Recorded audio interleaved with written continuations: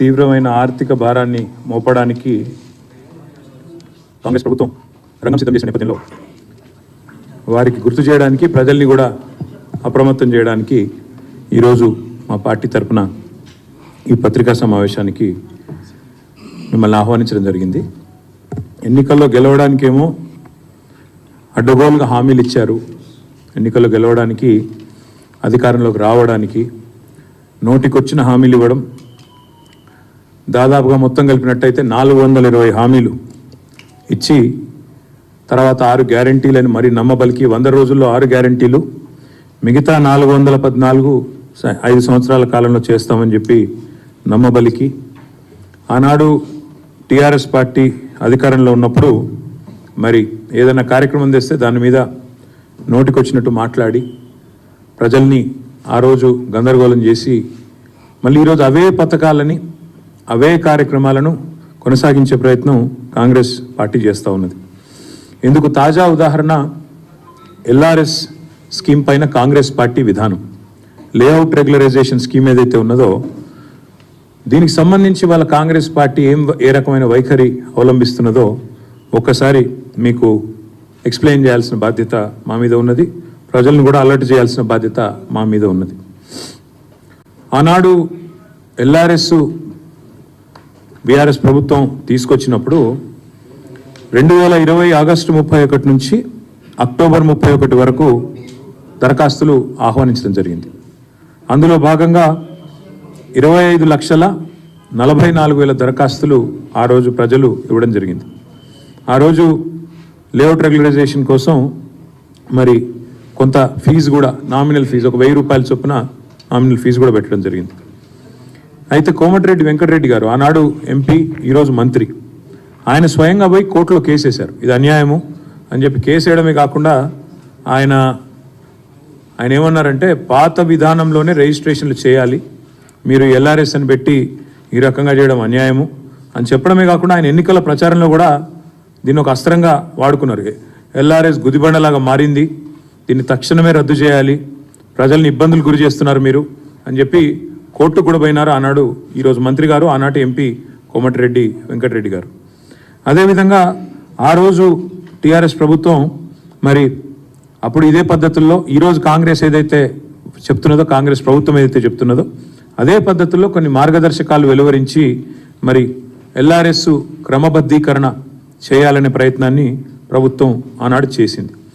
చేస్తే ఆ రోజు గౌరవనీయులు ప్రస్తుత ఉప ముఖ్యమంత్రి బట్టి విక్రమార్క గారు అన్నమాట, వారు ఏమన్నారంటే వచ్చేది మా ప్రభుత్వమే, ఎల్ఆర్ఎస్ను రద్దు చేసేస్తాము, చాలా దుర్మార్గమైన విధానం ఇది ఎల్ఆర్ఎస్ అనేది, అసలు ఎల్ఆర్ఎస్ ఎవరు కట్టవద్దు అని చెప్పి బట్టి విక్రమార్క గారు ఆనాడు సిఎల్పి నాయకుడిగా శాసనసభలోనే మీడియా పాయింట్లో ఇది హేతుబద్ధంగా లేదు, కాంగ్రెస్ అభ్యంతరాలు వ్యక్తం చేస్తే సవరణలు చేస్తామన్నారు మీరు, కానీ జీవో ప్రకటించినారు.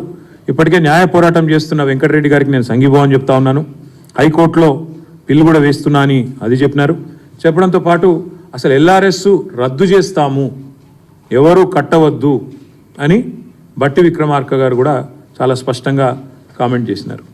సరే, ఇక కాంగ్రెస్ పార్టీలో తలా ఒక నాయకుడు తలా ఒక మాట మాట్లాడతారు కాబట్టి ఉత్తమ్ కుమార్ రెడ్డి గారు ఆనాడు మాజీ పిసిసి ప్రెసిడెంటు, ప్రస్తుత మంత్రి గారు, ఆయన అన్న మాట ఏమంటే నో ఎల్ఆర్ఎస్ నో టీఆర్ఎస్, అసలు టీఆర్ఎస్ అనే పార్టీ ఉండకూడదు, ఎల్ఆర్ఎస్ అనేది కూడా మనం చేయకూడదు అని మాట్లాడుతూ ఉత్తమ్ కుమార్ రెడ్డి గారు ఏమన్నారంటే, ఆ రోజు మీకు వాళ్ళ వీడియో బయటలు కూడా చూపెడతాను మీకు నేను, ఆ రోజు అన్న మాట ఏంటంటే ఉత్తమ్ కుమార్ రెడ్డి గారు చాలా స్పష్టంగా టీఆర్ఎస్ను బహిష్కరించాలి, తెలంగాణకి వెళ్ళి ప్రజలెవరు ఎల్ఆర్ఎస్ కట్టొద్దు, కాంగ్రెస్ అధికారంలోకి వచ్చాక ఉచితంగా భూములను క్రమబద్ధీకరిస్తాం, ఉచితంగానే ఎల్ఆర్ఎస్కు ఏ ఫీజు లేకుండా చేస్తాము అని స్వయంగా ఉత్తమ్ కుమార్ రెడ్డి గారు అన్నమాట. ఒకసారి మీరు దయచేసి వారు ఏం మాట్లాడారో ఒకసారి నేను మీకు చూపెట్టే ప్రయత్నం చేస్తాను. ఇది ఎవరిది?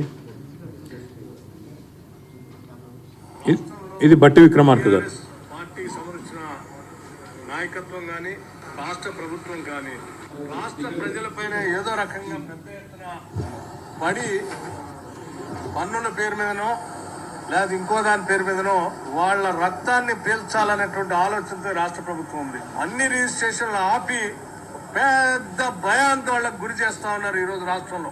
మీరు ఎల్ఆర్ఎస్ కడితేనే రిజిస్ట్రేషన్ అంటున్నారు. రిజిస్ట్రేషన్ ఆపే హక్కు మీకెవడిచ్చిందండి? మేము రాష్ట్ర ప్రజలందరూ కూడా కాంగ్రెస్ పార్టీ పక్షాన విజ్ఞప్తి చేస్తూ ఉన్నాం. భయపడమాకండి. నేను నిన్న మొన్న ఇప్పటిగా మీరు తీసుకొచ్చిన అప్పులన్నింటినీ కట్టడానికి ఆ అప్పుల భారం ఈరోజు ప్రజల మీద వేస్తూ ఉన్నారు ఈ రకంగా. సో ఇది మంచిది కాదని మేము గతంలో కూడా చెప్పాం. ఇంకా 2-3 సంవత్సరాల తర్వాత ఇంకెట్లా ఉంటుందో ఒక్కసారి ఆలోచిస్తేనే భయాందోళనగా ఉంది. ఈ భారాన్ని భరించలేక ఒక అర్థం చేసుకొని ఒక కంక్లూజన్కి వచ్చారు. ఎన్నికలు ఎప్పుడు వస్తాయా, దీన్ని ఎప్పుడు పడిద్దామని. మీరెవరు ఆందోళన పడబాకండి అని చెప్పి నేను వారికి విజ్ఞప్తి చేస్తూ, వీలైతే అసలు కట్టబాకండి. మీ అందరికీ వెసులుబాటు కలిగిస్తాం. వాళ్ళకి వీలైతే కట్టబాకండి, మీకు అందరికీ వెసులుబాటు కలిగిస్తాం. ప్రజల రక్తమాంసాలు పీలుస్తున్నారు. ఆనాడు ప్రతిపక్షంలో ఉన్నప్పుడేమో ఎల్ఆర్ఎస్కు ఫీజు కట్టండి అంటే రక్తమాంసాలు పీల్చేస్తున్నారు అని. మరి ఇవాళ భట్టి విక్రమార్క గారు సమాధానం చెప్పాలా? మరి మీరు కూడా ఇప్పుడు రక్తమాంసాలు పీలుస్తున్నారా? లేక ఫీజులు కట్టమని ఏదైతే సేమ్ మేము ఏదైతే ఫీజు చెప్పామో అదే పెట్టి మీరు మార్చి 31 లోపల కట్టాలని చెప్పి మెడ మీద కత్తి పెట్టి ఈ రాష్ట్రంలోని మధ్యతరగతి ప్రజల రక్తమాంసాలను తాగుతున్నారా? చెప్పాలా?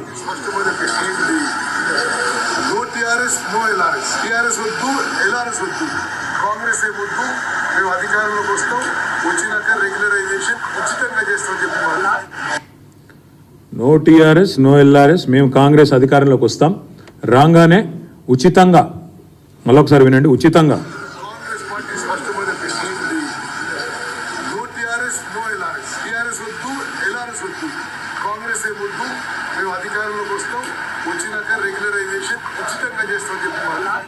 మేము అధికారంలోకి వస్తాం, రాగానే ఉచితంగా చేస్తాం. ఇది ఆనాడు ఉత్తమ్ కుమార్ రెడ్డి గారు, ఇది సీతక్క గారు.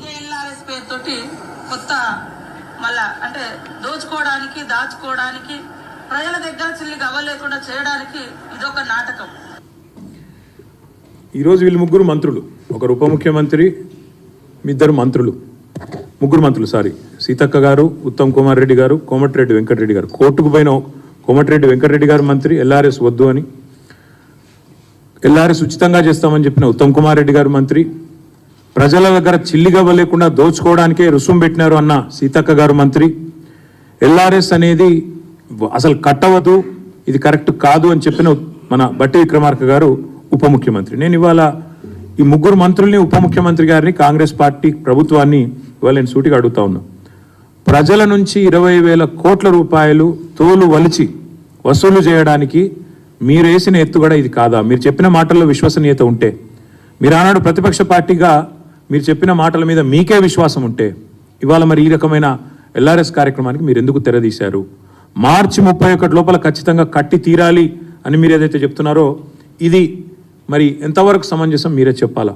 ఎందుకంటే ప్రభుత్వంలో లేనప్పుడు, ప్రతిపక్షంలో ఉన్నప్పుడేమో ఫ్రీగా చేస్తామని చెప్పి ఊకదంపుడు ఉపన్యాసాలు ఇచ్చారు, ప్రజలకు అబద్ధాలు చెప్పి అధికారంలోకి వచ్చారు. ఎల్ఆర్ఎస్ మీద న్యాయ పోరాటం ఏమైంది? వెంకటరెడ్డి గారిది పిల్లి ఏమైంది చెప్పాలి. అందుకే మేము అనేది, బట్టి గారు చెప్పిన మాటలు వట్టి మాటలను తేలిపోయింది. అసలు ఎల్ఆర్ఎస్ కట్టవద్దని చెప్పింది ఉత్తదని తేలిపోయింది. ఉత్తమ్ కుమార్ రెడ్డి గారు ఫ్రీగా చేస్తాం ఎల్ఆర్ఎస్ అన్నారు, మరి ఆయన క్యాబినెట్లో ఉన్నారు. ఇవాళ ఆయన క్యాబినెట్, ఆయన ఏ మంత్రివర్గంలో అవుతున్నారో ఆ క్యాబినెటే ఎల్ఆర్ఎస్ కట్టాలని చెప్తా ఉంది. అదేవిధంగా సీతక్క గారు చిల్లిగవ్వలేదు ప్రజల దగ్గర అన్నారు, మరి వారు కూడా ఈరోజు సమాధానం చెప్పాలి. ఇవన్నీ తప్పకుండా ప్రజల తరపున మేము అడుగుతా ఉన్నాం, తప్పకుండా వారు మరి స్పందించాలని చెప్పి కూడా డిమాండ్ చేస్తూ ఉన్నాం. దాంతోపాటు ఆనాడు సరిగా ఇది ఎక్కువ కాలం కూడా కాలేదు, సరిగా సంవత్సరంన్నర కిందట ప్రతిపక్షంలో ఉన్నప్పుడేమో ఎల్ఆర్ఎస్ అనేది ప్రజలకు ఏమాత్రం లబ్ధి చేకూర్చేందుకు కాదు, ప్రభుత్వ ఖజానా నింపడానికి మాత్రమే మాట్లాడినారు. కానీ ఈరోజు మళ్ళీ నాలిక మడతేసి ఇష్టం వచ్చినట్టు ఉచితంగా చేస్తామని చెప్పి, అసలు కట్టవద్దని చెప్పి, న్యాయ పోరాటం చేస్తామని చెప్పి, టీఆర్ఎస్ వద్దు, ఎల్ఆర్ఎస్ వద్దు, టీఆర్ఎస్ వద్దు, కాంగ్రెస్ ఏం వద్దని చెప్పి, ఇవాళ అధికారంలోకి వచ్చిన 2 నెలల తర్వాత 20,000 కోట్ల రూపాయల భారాన్ని మధ్యతరగతి ప్రజల మీద మోపే ఏదైతే ప్రయత్నం ప్రభుత్వం చేస్తున్నదో దీన్ని తప్పకుండా విరమించుకోవాలి. ఫ్రీగా మీరు చెప్పినట్టు ఎల్ఆర్ఎస్ ఫ్రీగా చేయాలని చెప్పి రాష్ట్ర ప్రభుత్వాన్ని మేము డిమాండ్ చేస్తూ ఉన్నాం. ఎల్ఆర్ఎస్ పథకానికి అప్లై చేసిన 25,44,000 మంది ఎవరైతే ఉన్నారో వారందరి తరఫున రాష్ట్ర ప్రభుత్వాన్ని కోరుతున్నాం, ఉచితంగా చేస్తామని మాట ఇచ్చిండ్రు, ఉచితంగా చేయాలి. లేకపోతే ఒక్కొక్క కుటుంబం మీద దగ్గర ₹1,00,000 పైచలకు భారం పడే ప్రమాదం ఉంది. మీరు 20,000 కోట్ల రూపాయల కోసం మరి ఈరోజు వాళ్ళు ఈ రకమైన కార్యక్రమం తీసుకున్నారు. ప్రజల నుంచి ముక్కు బిండి మార్చి 31 లోపల వసూలు చేయాలని ముఖ్యమంత్రి గారే టార్గెట్ ఇచ్చినట్టుగా మాకు సమాచారం ఉంది. ఒక్కొక్క కుటుంబం మీద ₹1,00,000 పై చిలుకు మరి భారం పడబోతా ఉన్న ఈ పరిస్థితిని వెంటనే ప్రభుత్వం స్పందించి తప్పకుండా వారు ముందుకు వచ్చి గతంలో ఇచ్చిన మాట ప్రకారం వారు నిలబెట్టుకోవాలి, ఉచితంగా చేయాలని చెప్పి కూడా మేము కోరుతా ఉన్నాం. పేద ప్రజలు ఆనాడు బట్టి విక్రమార్క గారి మాట, పేద ప్రజలు కష్టపడి పోగేసుకున్న ఒక్కొక్క రూపాయిని కష్టపడి కొన్ని ప్లాట్లలో పెట్టుబడి పెడితే దాన్ని లాక్కుంటుంది ప్రభుత్వం. ఇవాళ మరి రిజిస్ట్రేషన్ చేయమని మెడ మీద కత్తి పెట్టిందని చెప్పి విక్రమార్క గారు ఆనాడు అసెంబ్లీలో మాట్లాడిన మాట. అందుకే మేము అనేది వెంటనే ప్రభుత్వం స్పందించి మరి తప్పకుండా ఈ విషయంలో వారి వైఖరిని మార్చుకోవాలని డిమాండ్ చేస్తూ ఉన్నాం. ఆ రోజు బట్టి విక్రమార్క గారు చేసిన డిమాండ్ని నేను పునరుద్ఘాటిస్తూ ఉన్నా. రిజిస్ట్రేషన్ ఆల్రెడీ అయిపోయింది, మళ్ళీ ఎల్ఆర్ఎస్ ఎందుకు కట్టాలి, అసలు ఎల్ఆర్ఎస్ కట్టకపోతే రిజిస్ట్రేషన్ ఆపే అధికారం మీకు ఎవడిచ్చిండు అనే మాట ఏదైతే అన్నారో నేను వారిని అదే గుర్తు చేస్తూ ఉన్నా. ఉచితంగా రెగ్యులరైజేషన్ చేస్తామన్న ఉత్తమ్ కుమార్ రెడ్డి గారి మాటలు ఉట్టి మాటలా లేదా నిజంగా చిత్తశుద్ధితో చెప్పిన మాటలా, తప్పకుండా వారి సమాధానం చెప్పాలి అనే మాట కూడా నేను డిమాండ్ చేస్తూ ఉన్నా. దాంతోపాటు ఆ రోజు ప్రతిపక్షంలో ఉన్నప్పుడు ఒకలాగా, అధికారంలో ఉన్నప్పుడు మరొకలాగా వ్యవహారం చేస్తున్న మీ తీరును కూడా ప్రజలు గమనిస్తున్నారు. 25 లక్షల కుటుంబాలు, ఒకటి కాదు రెండు కాదు, 25 లక్షల కుటుంబాలకు సంబంధించిన ముఖ్యంగా పేద దిగువ మధ్యతరగతి కుటుంబాలు మరి మార్చి 31 లోపల మెడ మీద కత్తి పెట్టి కట్టాల్సిందే అని ముక్కుబిండి వసూలు చేసే ప్రయత్నం ఏదైతే చేస్తున్నారో దీన్ని తప్పకుండా నిరసిస్తున్నాము, ఖండిస్తున్నాము. తప్పకుండా క్షేత్రస్థాయిలో పోరాటాలకు కూడా పిలుపునిస్తూ ఉన్నాం. ఒకవైపు ఇప్పటికే పంటలు ఎండుతూ ఉన్నాయి, నీళ్లు లేక పంటలు ఎండుతూ ఉన్నాయి. మరి ఒకవైపు రైతు కుటుంబాలు కానీ దిగువ మధ్యతరగతి కుటుంబాలు కానీ ఇబ్బందుల్లో ఉన్నాయి. కాబట్టి కాంగ్రెస్ పార్టీ గతంలో ఇచ్చిన హామీని నిలబెట్టుకోవాలని డిమాండ్ చేస్తూ, ఉచితంగా ఎల్ఆర్ఎస్ను అమలు చేయాలని డిమాండ్ చేస్తూ, గతంలో ఈ మంత్రులు మాట్లాడిన మాటలు వారికి గుర్తు చేస్తూ 6వ తారీఖు నాడు, ఈరోజు 4వ తారీఖు, 6వ తారీఖు నాడు అన్ని నియోజకవర్గ కేంద్రాలు రాష్ట్ర వ్యాప్తంగా, హైదరాబాద్లో హెచ్ఎండిఏ కార్యాలయం దగ్గర, అదేవిధంగా జిహెచ్ఎంసీ కార్యాలయం దగ్గర, హైదరాబాద్ కాడికేమో హెచ్ఎండిఏ జిహెచ్ఎంసీ కార్యాలయం, మిగతా అన్ని నియోజకవర్గ కేంద్రాల్లో ధర్నాలకు పార్టీ పిలుపునిస్తూ ఉంది.